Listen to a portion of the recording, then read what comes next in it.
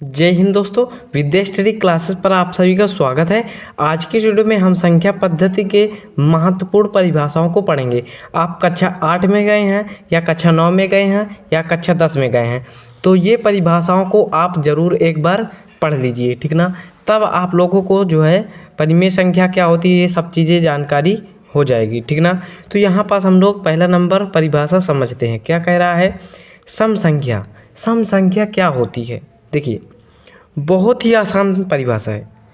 ऐसी संख्या जिसके अंत में यानी इकाई में जो है 2 आ जाए, 4 आ जाए, 6 आ जाए, 8 आ जाए या 0 आ जाए, सम संख्या है, ठीक ना। यहाँ पास लिखेंगे ऐसी संख्या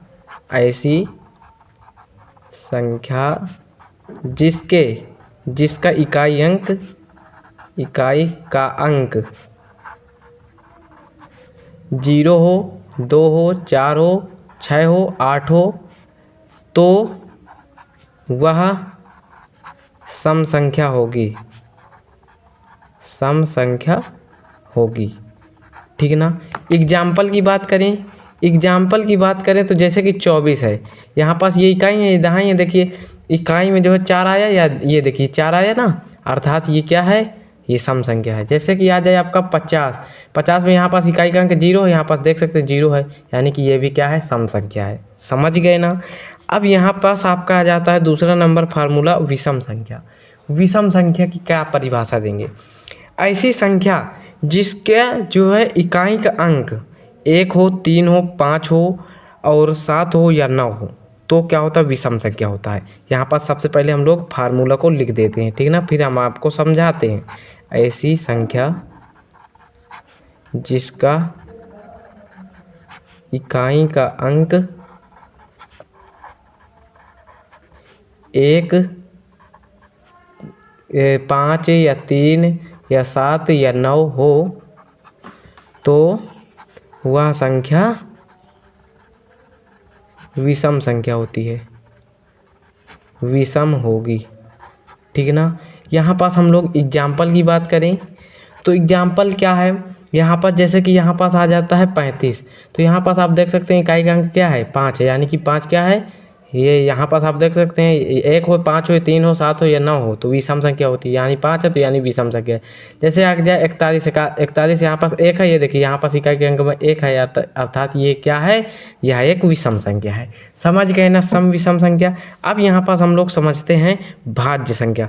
इस भाज्य संख्या की ऐसी मैं परिभाषा दे दूंगा, कभी जिंदगी में नहीं भूल पाओगी। भाज्य संख्या ऐसी संख्या जिसके 2 से अधिक गुणनखंड हो, भाज्य संख्या कहलाती है। सबसे पहले फार्मूला लिखता हूँ, उसके बाद ऐसा समझा दूंगा कि आपके खोपड़ी में घुस जाएगा, ठीक ना। यहाँ पास लिखते हैं कि ऐसी संख्या जिसके 2 से अधिक गुणनखंड हो, 2 से अधिक गुणनखंड हों, भाज्य संख्या कहलाती है।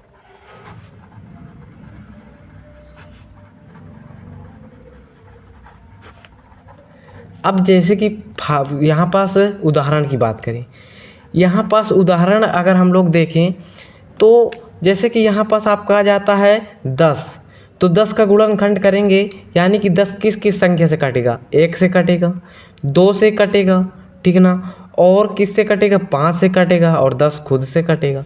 यहाँ पास आप लोग देख सकते हैं यहाँ पास 10 के 2 से अधिक गुणनखंड है, 1 2 3 4, 4 गुणनखंड, अर्थात ये क्या है? भाज्य संख्या है। अब जैसे कर दिया जाए 15 के गुणनखंड कितने होंगे? 1 हो जाएगा, 1 सभी का रहता है और स्वयं सभी का रहता है, ठीक ना। 1 हो गया, 3 से भी 15 कटेगा, 5 से भी कटेगा और 15 खुद से कटेगा। यहाँ पास देखिए 2 से अधिक गुणनखंड है, अर्थात यह क्या है? भाज्य संख्या। आप समझ गए ना, भाज्य संख्या भूलेंगे तो नहीं। अब यहाँ पास इसी का विपरीत है भैया, अभाज्य संख्या। इसका क्या करना है? यहाँ पास था 2 से अधिक, यहाँ पास लिख देना है कि 2 से अधिक ना हो। ऐसी संख्या जिसके 2 से अधिक गुणनखंड ना हो, यहाँ पास अधिक गुणनखंड यहाँ पास ना लगाना है, ठीक ना। यहाँ पास लिखते हैं ऐसी संख्या जिसके 2 से अधिक गुणनखंड ना हो।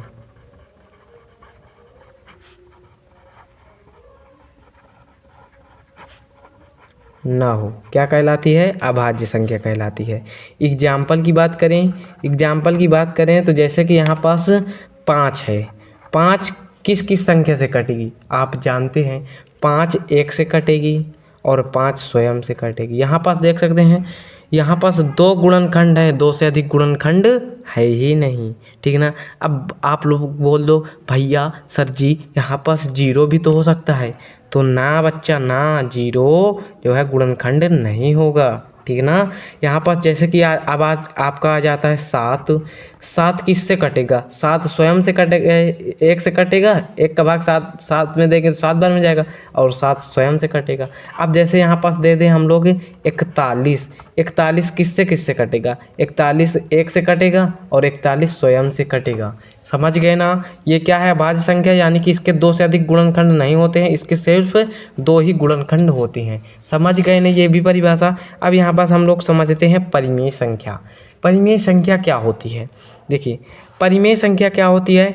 ऐसी संख्या जिसे हम p/q के रूप में लिखते हैं, परिमेय संख्या कहलाती है, जहाँ q = नॉट 0 हो। यहाँ पास लिखते हैं ऐसी संख्या जो p/q के रूप में हो, p/q के रूप में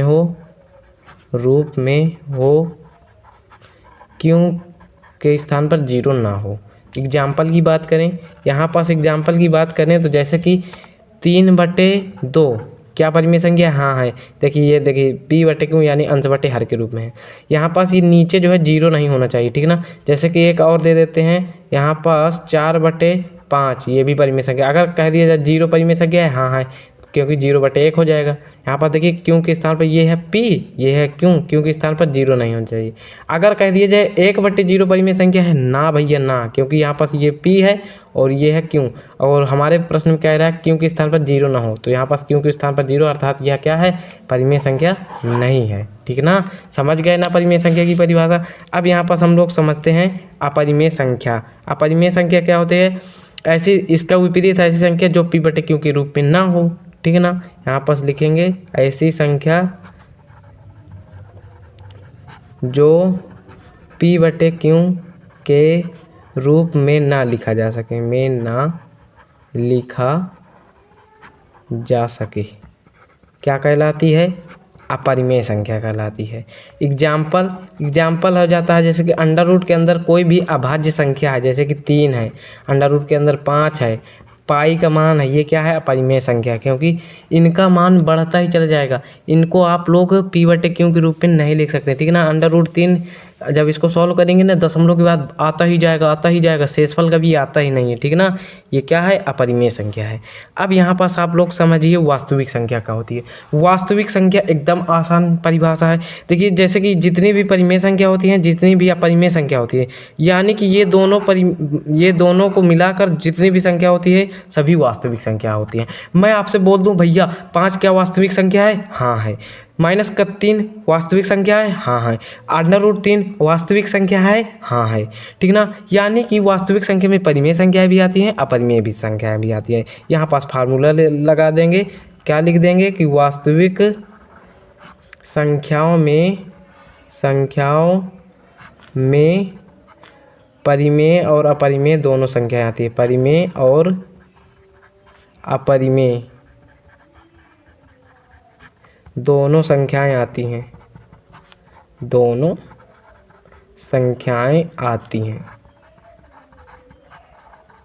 ठीक ना। समझ गए ना। एग्जाम्पल लिख दीजिए, अंडर रूट 5, 2, पाई, 0/1, ये सब क्या हो गए? आपके वास्तविक संख्या के उदाहरण हो गए।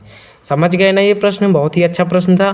अब यहाँ पास आपका आ जाता है पूर्णांक संख्या। भैया पूर्णांक संख्या क्या होती है? पूर्णांक में देखिए यहाँ पास जैसे कि पूर्णांक क्या है, देखिए यहाँ पास पूर्णांक में 0 आता है, और ऋणात्मक की जितनी भी संख्याएं होती है ना वो सब आती हैं, ठीक ना। और धनात्मक की जितनी संख्याएं आती है ना वो सब जो है किस में आती हैं? पूर्णांक में, ठीक ना। इधर होता है ऋणात्मक, यानी कि इसमें ऋणात्मक संख्याएं भी आती हैं। अगर कह दिया जाए -3 पूर्णांक है, हाँ है। 0 एक पूर्णांक है, हाँ है। यहाँ पास 2 एक पूर्णांक संख्या है, हाँ है। इधर क्या होता है? धनात्मक संख्याएं होती हैं, ठीक ना। ये क्या होता है, पूर्णांक संख्या की परिभाषा।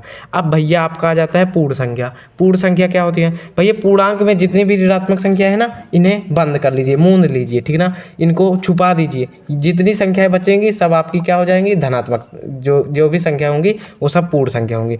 यानी कि 0 से लेकर यहाँ पास हम लोग लिखेंगे 0 से लेकर 0, 1, 2, 3, 4, 5 डॉट डॉट डॉट अनंत तक, ये अनंत का चिन्ह है, ठीक ना। ये सब क्या है, पूर्णांक, पूर्ण संख्या है, ठीक ना। अब यहाँ पास आपका आ जाता है प्राकृतिक संख्या। क्या होता है प्राकृतिक संख्या, समझिए, बहुत ही आसान है। पूर्ण संख्याओं में 0 को हटा दीजिए, जितनी भी संख्याएं बचेंगी सब प्राकृतिक संख्या कहलाती हैं। तो 1 से लेकर होता है यहाँ पास 1, 2, 3, 4, 5 डॉट डॉट डॉट, चाहे जितनी बड़ी संख्या लिखें, पर हाँ ऋणात्मक संख्या नहीं होनी चाहिए और 0 नहीं होनी चाहिए। यही क्या है, आपका प्राकृतिक संख्या की परिभाषा है। समझ गए ना परिभाषा, बहुत ही आसान परिभाषाएं थी। उम्मीद करता हूँ आप लोगों को ये सारी परिभाषाएं लर्न हो गई होंगी। अब आपको क्या करना होगा भाई, मैंने लर्न कराया है ना, तो मैं भी तो कुछ लूँगा आपसे। यहाँ पास आपसे मैं बस कुछ नहीं लूँगा। यहाँ पास आप लोग ये बटन देख रहे हैं ना, इसको दबा देना, और ये बटन देख रहे हैं ना, इसको दबा देना, और अपने दोस्त के पास जो है शेयर कर देना। वो भी जो है 70 घूम रहा होगा, जाके इस वीडियो को देख ले, कह देना भैया जाके पढ़ लो जाए, ठीक ना। यहाँ पास आप लोग वीडियो को लाइक कर दीजिए, चैनल को सब्सक्राइब कर देना। मिलते हैं नेक्स्ट वीडियो में, तब तक के लिए जय हिंद, जय भारत।